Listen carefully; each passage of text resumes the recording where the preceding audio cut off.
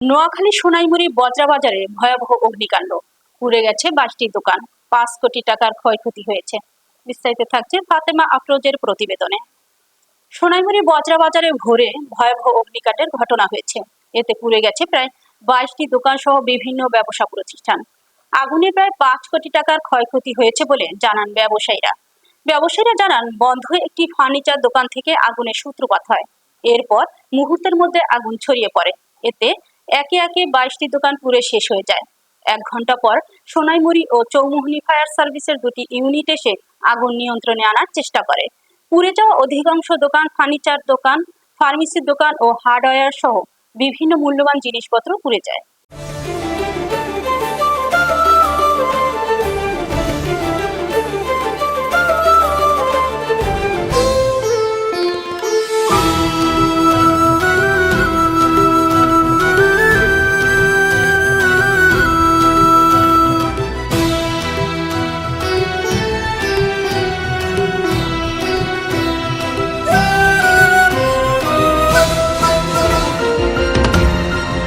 টেকনাফ থেকে তেতুলিয়া, রূপসা থেকে পাথুরিয়া, বিশ্বজুড়ে রূপসী বাংলা।